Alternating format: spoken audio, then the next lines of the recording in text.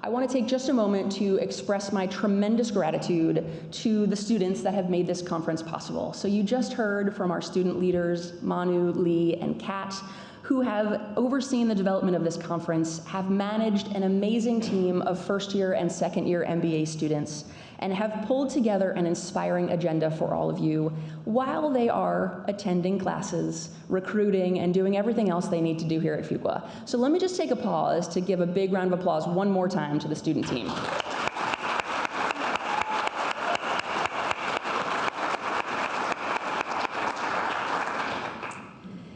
They have a vision for business's role for good in this world. And we'll see so many concrete examples of that throughout the agenda today.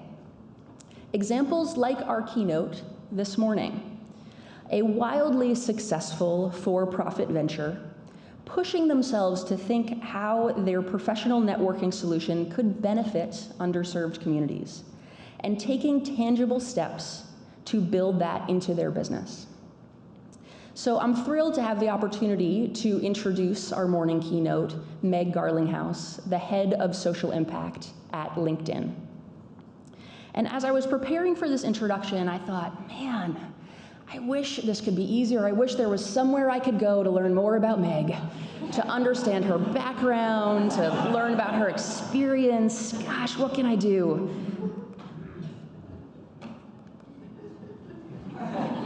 Thank you, LinkedIn. So as we know from LinkedIn, Meg is passionate about connecting people with opportunities to use their skills and experience to transform the world. We also know from LinkedIn that Meg likes the SBSI conference, which I hope all of you have done as well.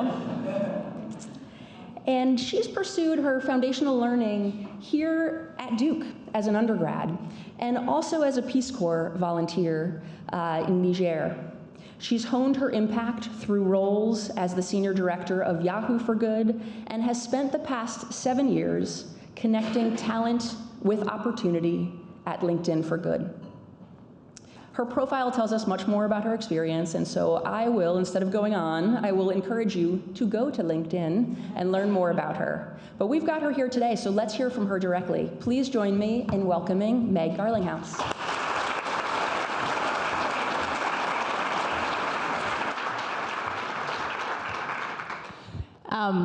Thank you, Erin. And it's amazing because I think if I were here even just 5 years ago and said how many of you have LinkedIn profiles, my guess is half the hands would go up. But let me ask today, how many of you have LinkedIn profiles? Fantastic, we're almost at 100%. But I'm really, really thrilled to be here today and kick off this conference.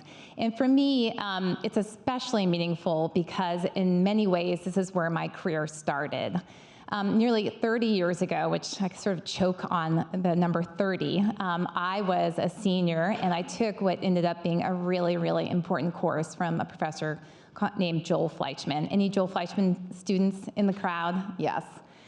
So I was already on a path. I was already majoring in public policy. I'd applied to the Peace Corps, so this idea of philanthropy was in my veins. But what Professor Fleischman did for me is he really piqued my curiosity and lit my proverbial pilot light when it came to thinking about philanthropy, not just the impact on society, but on people and businesses. So here I am today. It's sort of crazy that 30 years later, I'm here speaking to you. So over the next 20-25 minutes, I'm going to share with you some trends, talk to you about LinkedIn's own social impact strategy, about a new program we're launching to try and bridge what we call the social capital gap, and leave you with some final thoughts since you are the future leaders in business and social impact. But like Erin said, before looking forward, I'm going to take a couple steps back. Not about Titanic, but some examples, which I love Titanic. People used to make so much fun of me. I love that movie. I even have a Celine Dion CD, or used to have a CD. Now the CDs are long gone. So really quickly, where kind of the transition we've made throughout the years. As you guys may remember, corporate philanthropy was largely about grant giving 100 years ago. Then we moved into the space where the focus was on supply chain.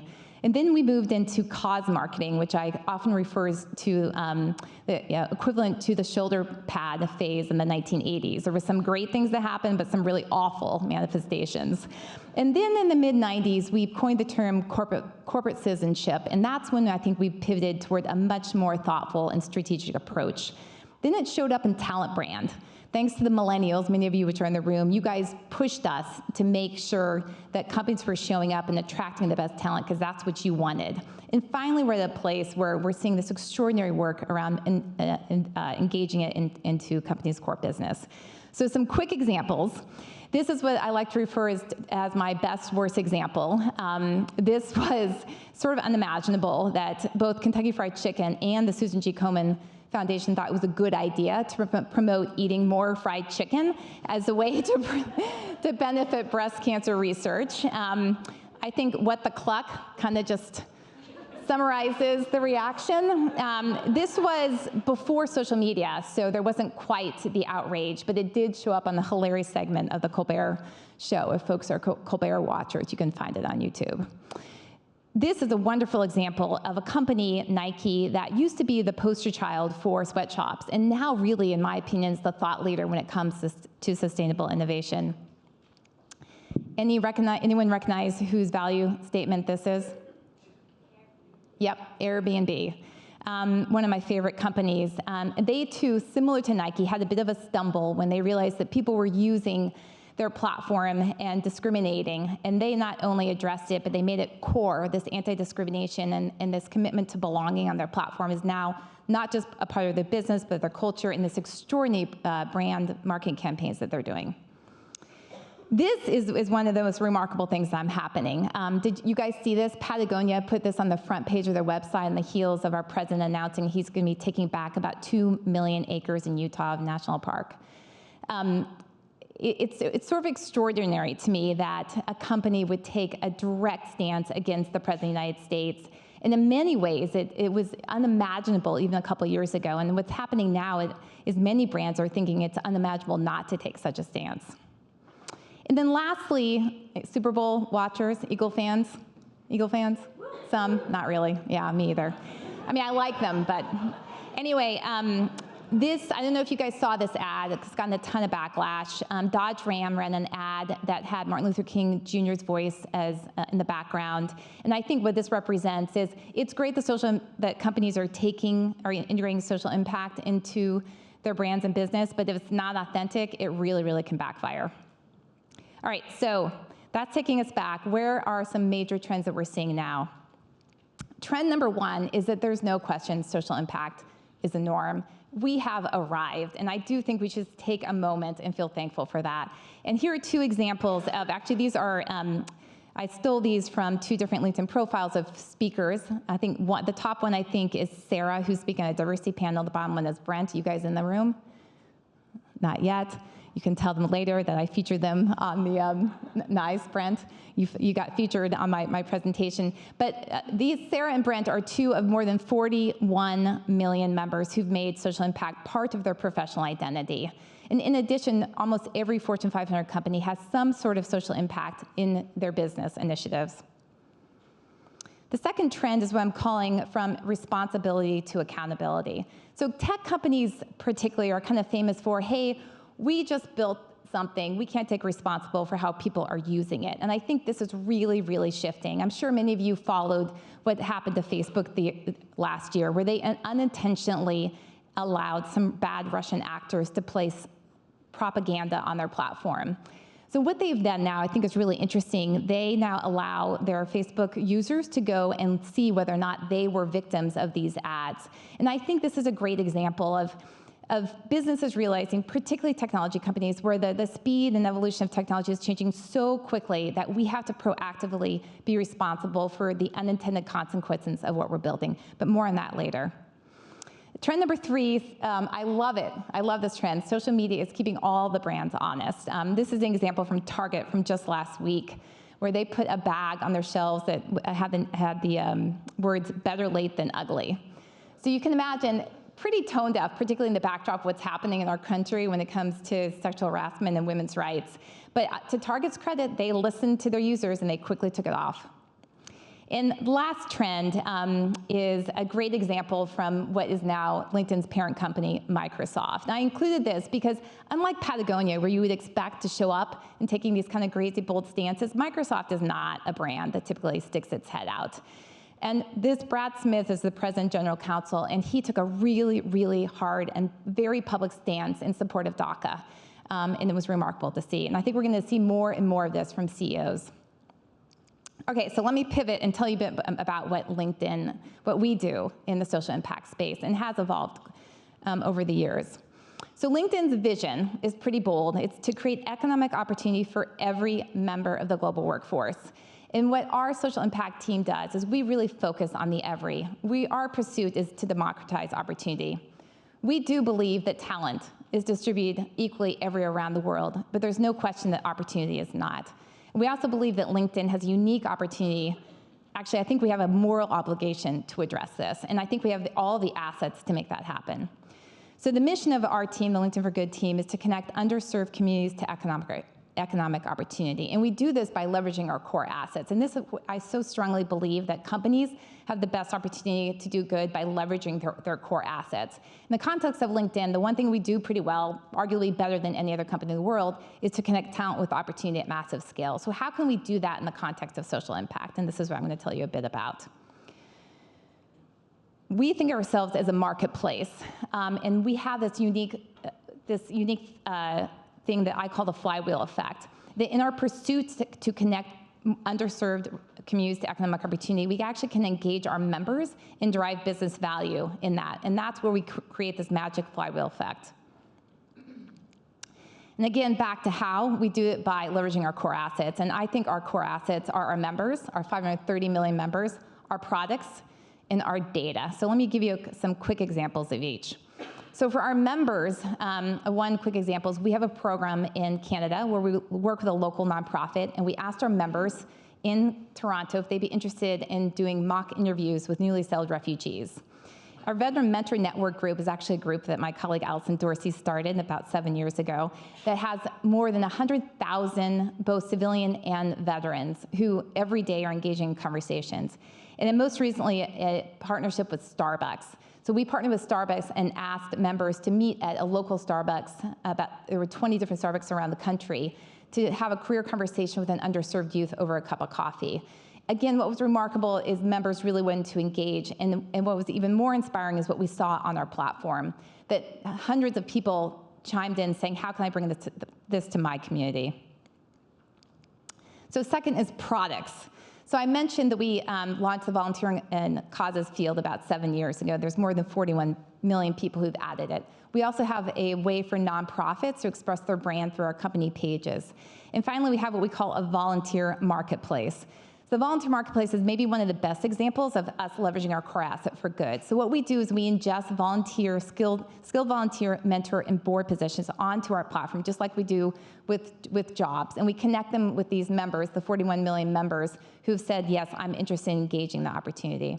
Last year, we estimate that more than 500,000 people applied for these volunteer roles. So it's a great way for us to take advantage of our marketplace. But I did want to stop for a second and kind of give you more of the backstory of how we got here. It seems, oh, we just turned on the switch and kaboom, people connect with opportunity. And that just was furthest from the truth. Even getting the volunteer and causes section adopted was quite a feat until we found a technology solution. When we first announced it, I was recalling with Allison how long it took us. I think year one, we had maybe 8,000 people add it, and it was mostly through me writing a blog post, emailing my friends, or as Allison reminded me, I used to use it as a bribe for an informational interview. If someone reached out to me and they wanted to do an informational interview, I'd say, only if you fill out the volunteer and causes field and you get 10 people to do it. Allison confirmed that, yeah, she remembered that when she first reached out to me 7 years ago. I wouldn't even talk to her unless she filled it out. But what happened was, and this is a great example of the power of technology, is a product manager came to me, and it turned out the whole company was trying to get people to fill out different sections of their profile. So they created what they call a guided edit. It prompted you, kind of almost nudged or forced you to fill out different sections. Anyone remember seeing that, the guided edit?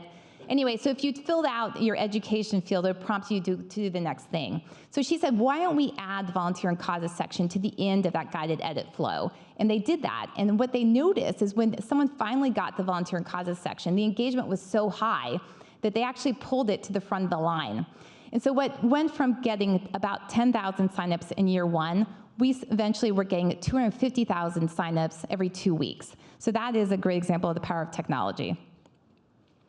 Okay, so data, which I'm sure is top of mind for many of you. Data, as we say, is, and create a t-shirt, data is the new black. We have an abundance of data, and it's standardized, so there's really, really magical things we can do it.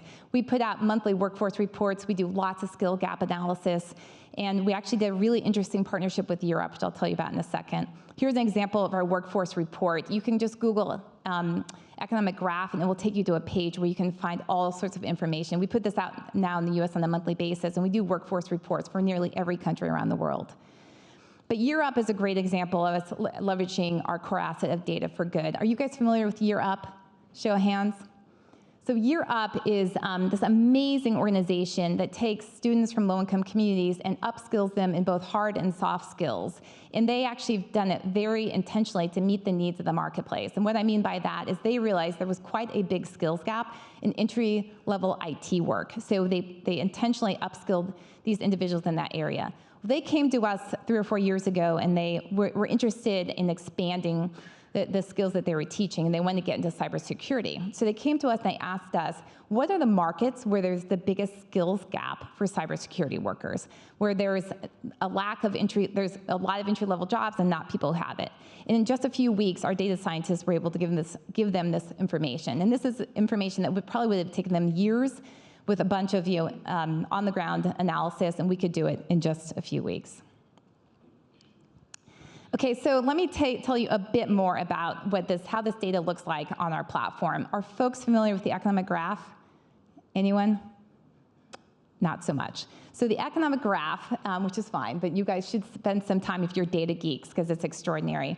It's our pursuit to digitally plot every node of the digital economy globally. So every member, job, company, skill, school, and knowledge, and give you a sense of just how big this is. As I mentioned, we have 530 million members, we have 11 million jobs, and I think 30,000 different educational institutions. And by digitally plotting them, we can enable governments to make better choices about where to invest in workforce dollars. We can enable educational institutions to know what courses they should be teaching. And we can give individuals, students, information they need to know about the skills they should get for the jobs that are out in the world. So what powers the economic graph? Well, our CEO and economists often talk about these 3 types of capital. There's human capital, which is talent, people. There's working capital, which is money, dollars. And there's intellectual capital, which is ideas. But we think there's actually a 3rd type of capital that is essential to making sure that economies and societies thrive, and that is this idea of social capital. So social capital is basically, it's networks.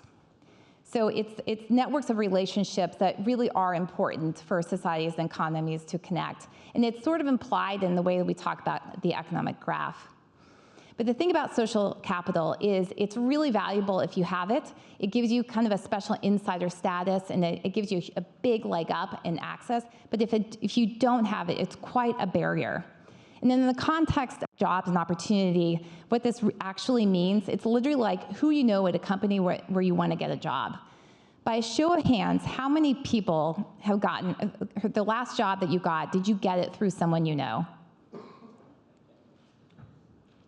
Yeah, so that's about right, because the data, the surveys show that 80% of jobs are found through referrals or a network.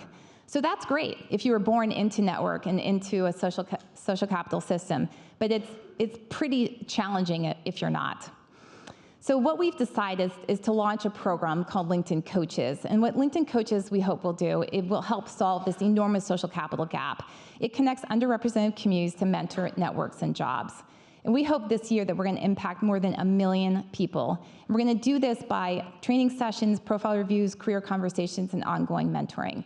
But the important piece of this in the LinkedIn Coaches is it isn't just the information and the profile reviewing, it's actually the human connection that's happening.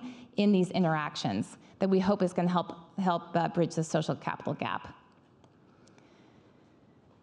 In the past, most of our programs have focused on 3 different segments: opportunity youth, refugees, and veterans. And all 3 of these segments actually do share that common challenge of a social capital gap. So opportunity youth are individuals who are usually born into communities where their parents and community members didn't have jobs at Google, JP Morgan, and Cisco.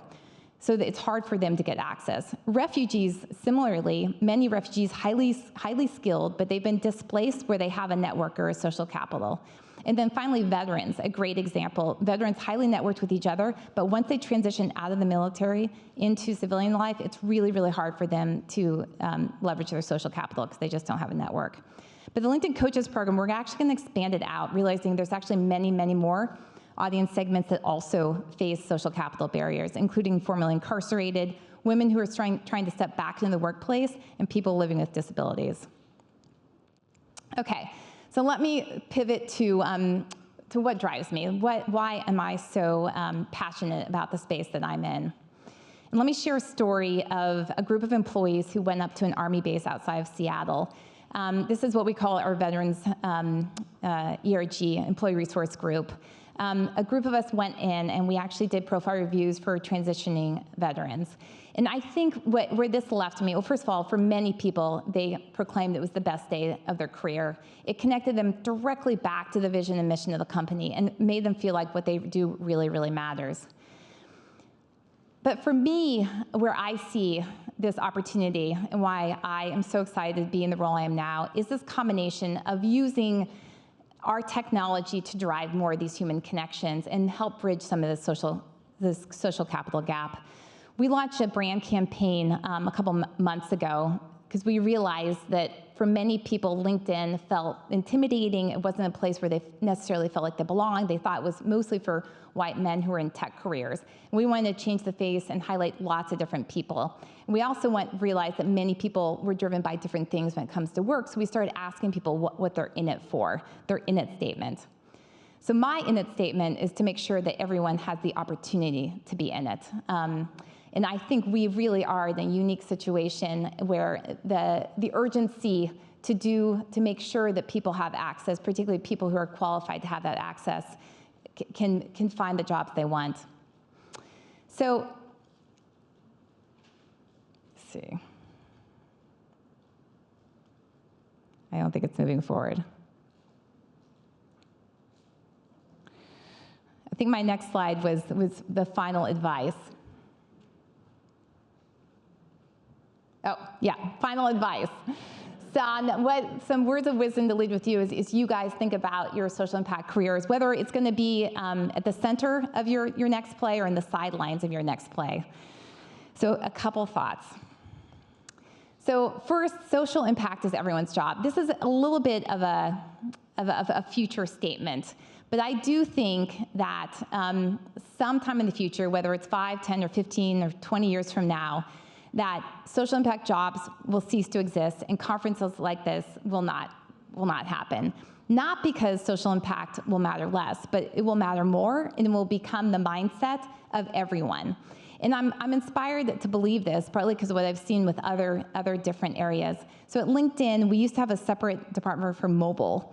And a couple of years ago, our CEO realized that, no, we can't have a separate department for mobile. Everything has to be mobile first. And in that way, a mobile-first mindset started to permeate throughout the company. And I do think there is a future like that for social impact. My second thought is what you measure matters. It matters a lot.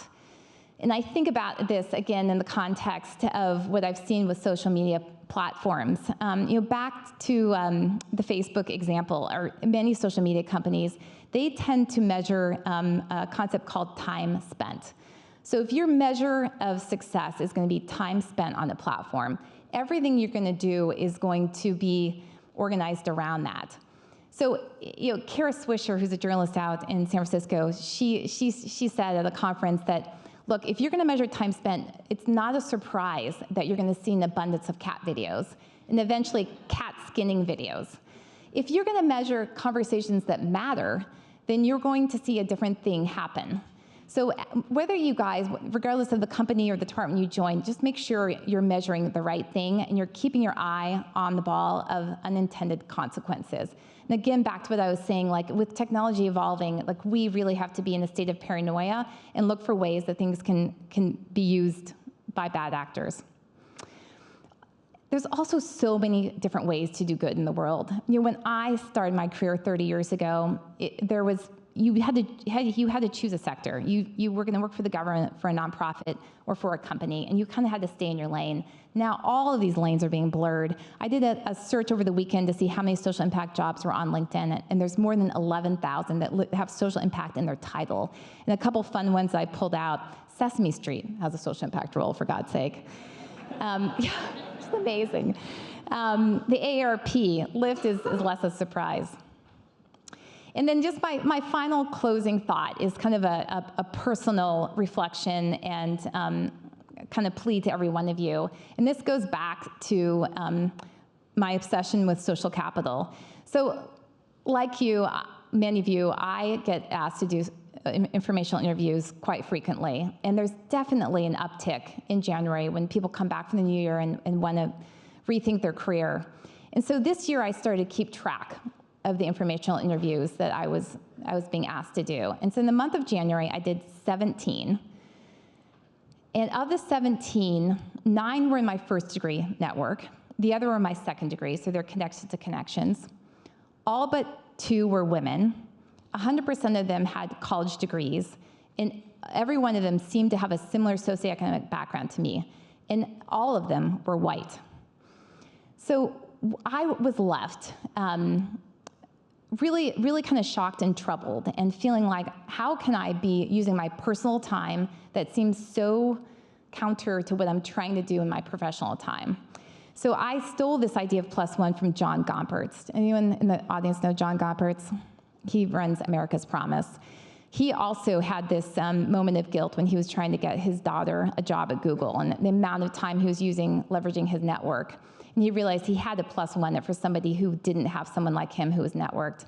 So I've made a personal commitment going forward. For every informational interview I do for someone who looks, acts, and quacks like me, I'm going to balance it with someone out of my network and make sure that they too have access to my social capital. So thank you, and I think we have some time for Q&A.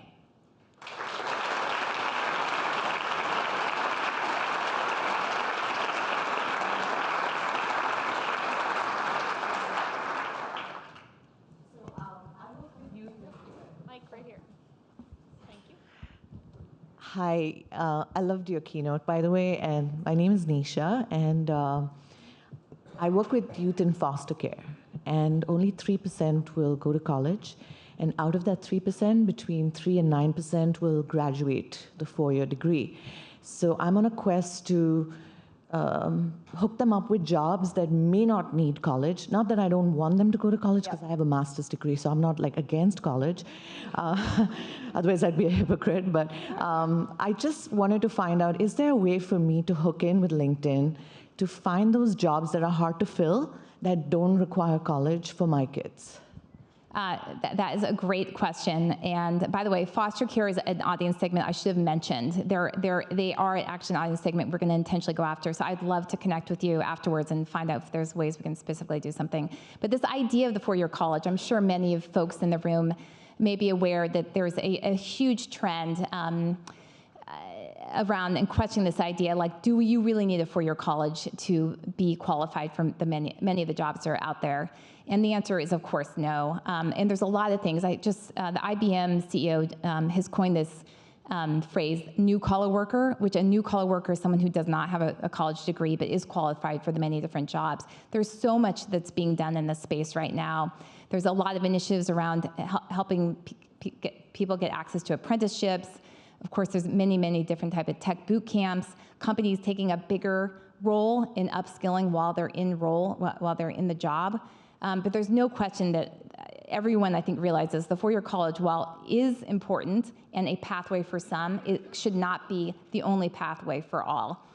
So I think you're going to see more of that. I think you're seeing lots of companies do interesting things, and I would love to connect with you on specifically around foster care. But boy, they are a great example of an audience segment that has no social capital. Yes. another segment that lacks social capital here domestically in the U.S. My name is Amy Jones, and I actually work for a social enterprise in Asheville, North Carolina, and we provide management consulting services to social entrepreneurs and social businesses with a regional focus in Central Appalachia. And so, like, if these people aren't hidden the hills and hollers, as we call them, you know, these are very, very rural communities. And those people are very lacking in social capital. And so I'm wondering if you guys have any strategies or plans, or if the rural workforce is on your radar. So a great question, and I think we less think about urban rural, we more think about low, medium, and knowledge workers. Right now, LinkedIn really truly works best for the knowledge workers. We're starting to figure out how our platform, our products and features can also help the middle and low skilled. I mean, there are plenty, I'm sure, of knowledge workers in rural communities, but they're probably more predominantly middle skilled? Or low skilled, okay. But I have to be honest. The people that the social entrepreneurs that we work with, they're really trying to re-engage the displaced coal workers back into the workforce. Got it. So they're trying to. It sounds like there's an upskill component to it too. So I think LinkedIn has a new platform that we acquired a couple of years ago called LinkedIn Learning, where there is an opportunity to upskill in particular, but mostly technology skills. I think you're going to see us as we try to figure out whether or not our current platform that, again, is more customized for the knowledge worker has components that would be able to help a middle and low skilled, but particularly with a focus on how to bring them up rather than make them, make the low skilled jobs more available to the low skilled worker. Figure out ways to create that real economic mobility. But right now, I have to be honest with you, we don't have a great value prop.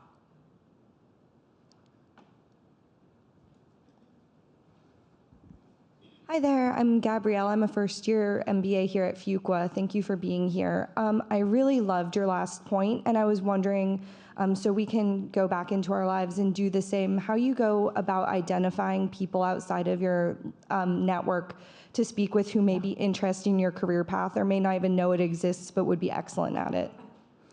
Yeah, this is Alice and I were talking about this last night at Pizzeria Toro.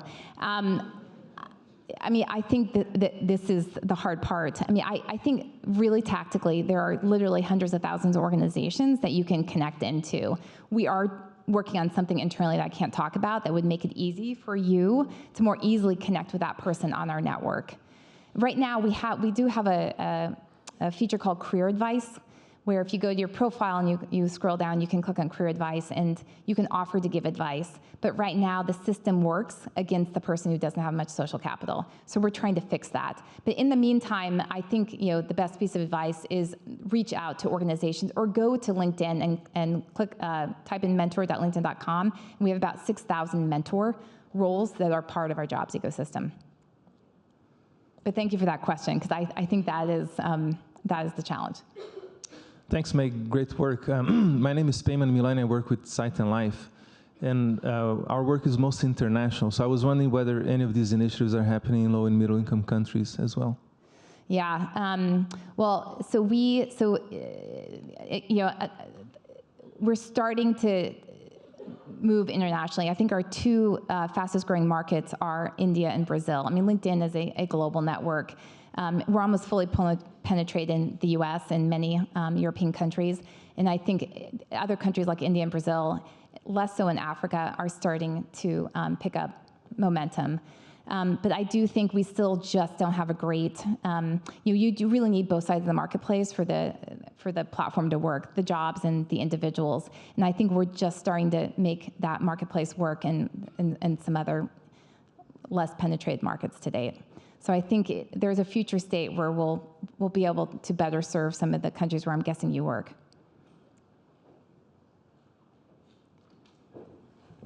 Hi, is this, okay, great. I thought you made a really interesting point about unintended consequences. And I was wondering how you all think about that, especially when you're using the gigantic LinkedIn platform, connecting people to volunteer opportunities and the nonprofits that exist specifically to connect people in communities to other volunteer opportunities. How do you all think about being a gigantic player in the connection space and how that impacts the smaller players? Yeah, great, really, really great question. So we really think of ourselves more as the marketplace maker. So we don't work directly with the organizations, we work with the aggregators. So the way in which a volunteer opportunity ends up on our platform is through partnerships with Volunteer Match, Catch a Fire, Taproot. So because we realize we need them to survive and thrive. Otherwise, we would not have a platform. We don't have the ability to reach out and manage all those relationships. That being said, it is something that we felt we spent a lot of time thinking about a couple of years ago, because the last thing we want to do is put a Volunteer Match type of an organization out of business. I mean, ironically, actually, I'm on their board, so I'm even more particularly sensitive to it.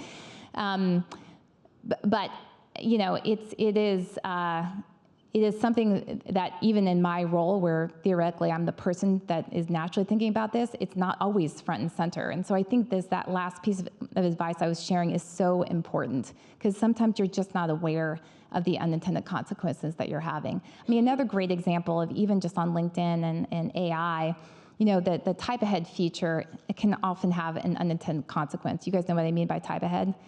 So if you type something in Google or LinkedIn, it actually tries to guess what you're trying to type to save you time. So on LinkedIn, if you start to type A-N-D as a name, it's going to default you to Drew, not Drea. So it's going to default you to the man over the woman, not because the algorithm has an unconscious bias. It's because the algorithm is using data on our platform to try and guess what you're trying to type. And there's simply more Drews than Dreas on the platform. So it's like all those things together that you just have to, you know, be leisurely focused on and make sure that the system isn't working against what you're trying to achieve. Tom Morris, I was a first year 25 years ago. So on the +1, how do you actually do that? Yeah, that's what this person down here Gabriella was asking, and I didn't give her a great answer because I don't have a great answer. Right now, there's not a great technology solution to it. I think the way to do it is by being intentional and finding organizations in your community who do work with these individuals. Otherwise, you know, the catch-22 is you don't bump into them. You don't see them at the restaurant you're going to or the school where you attend. Sometimes you see them at a church, if you go to the church, but our communities no longer work in the way that they used to, where there's these natural moments, mentor moments that happen. Bob Putnam talks about this a lot in his book. I think it's called Our Kids, America's Dream in Crisis. And his whole thesis is that the title is that because his premise is that people in the 1950s, when they said our kids, were referring to all the kids in the neighborhood. And now when you refer to our kids, you're literally thinking about your kids. You're not thinking about the community of kids. And it's a pretty significant shift. And it really has created what has been coined as, you know, one of the biggest social capital gaps that's tearing our country apart. So because we don't have these natural moments of connection, each of us have to be so intentional to find them and reach out until our communities kind of recalibrate and have better points of connection.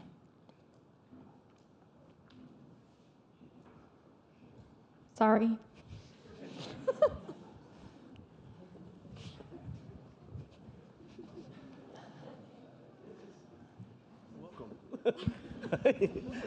Seneca Modest with the city of Durham. We use the +1 every day with community outreach, in particular mentorship.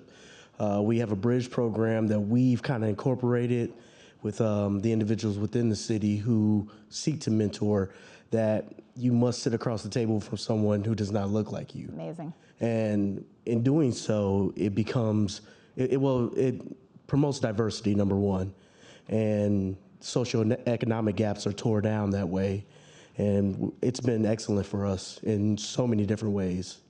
That's amazing. Can you just say your name one more time and give people a place to how they could reach out and connect with that program? Seneca Modest with the city of Durham. And how, if someone wanted to connect in with the people you serve, how would they do that? You just have to email me directly because it's kind of my pet program that I'm working with our diversity department. So Awesome. And again, like you're probably thinking like, why the frick doesn't LinkedIn solve this? So we're trying to. I'm feeling the pressure. So you don't have to email him to figure out a way. We should make it super easy for you to reach out to someone who doesn't look, act, and quack like you and who was not born into opportunity into your network. So more coming soon. Right here. Hi. I'm Bud Lavery, and I'm CEO of CollegeWise, higher ed tech.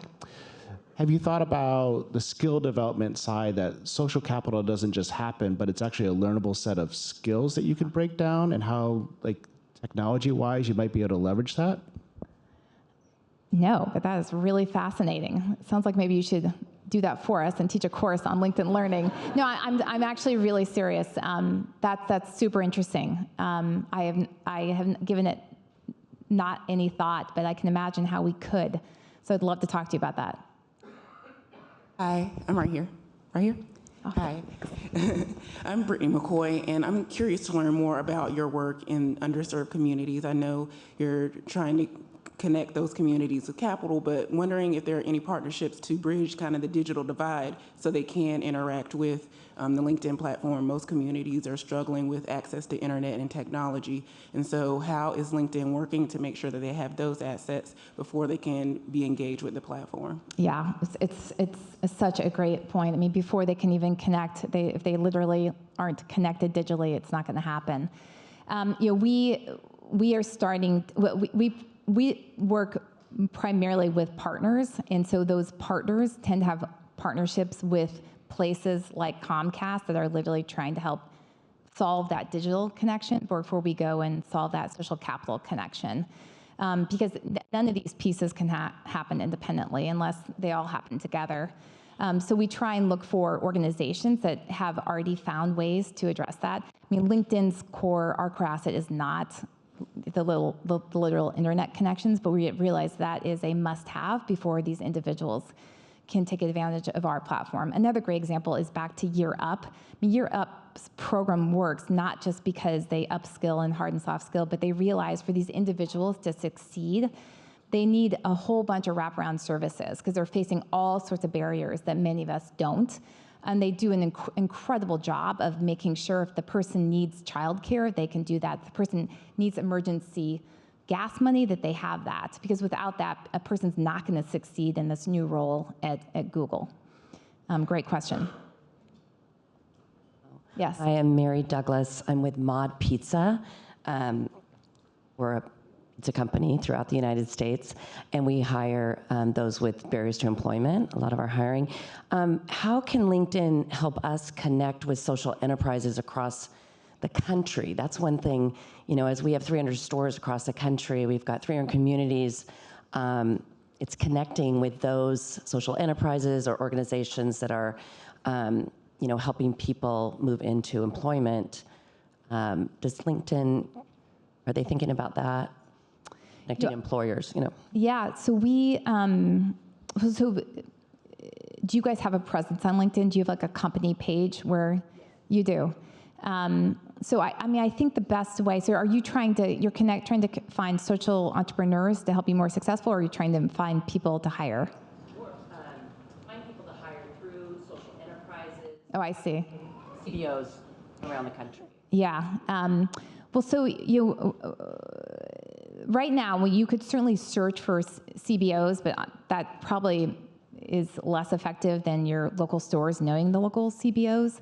One thing that is in the works is using our content platform to help connect more people with people who have a shared interest. So I could imagine if you were on the feed that you could find someone who also, you could help connect your Mom Pizza's store owners with information about what's worked as they've tried to recruit opportunity youth. So it's going to be a tagging system that you'll be seeing more about in the future. But right now, I can't think of another tactical way that you could find a local CBO other than just doing a search on, you could go and you could search on LinkedIn, find a company, put in social entrepreneur or social enterprise, choose the location, and that would give you a listing of the organizations in that area. We have time for one more. Okay. Right here. Hello, my name is Nikhil. I'm a second year here. I was a coder at Microsoft, and what you said about artificial intelligence, I saw that every day, right? That it's very biased towards even the demographic of the people who test those systems. So what practices do you guys use, or what good practices do you have that people like me and coders in the room can use to make sure the systems we create are more open-minded? Yeah. Well, the first and foremost is just being intentional about it, which it sounds like being aware and proactive, which it sounds like you already are. I mean, I think the other way to solve for it is to make sure that the coders who are in it come from a diverse background, because there's some situations it's really hard to be aware and identify the unintended consequences unless you're someone who comes from a background who's sensitive to that. So I think the best way to solve for this is to make sure that we have diverse employees who are in these roles trying to solve these big, hairy problems. Because without that, we're going to just end up with a bunch of solutions for white men tech workers, because they're the ones who are building the products. And it's not really their fault. It's just that they're using their instincts and their data to do what they know. So I think the best way is to double down on making sure that we're hiring the most diverse talent and making sure that they're in the roles that are driving these decisions. All right, thank you.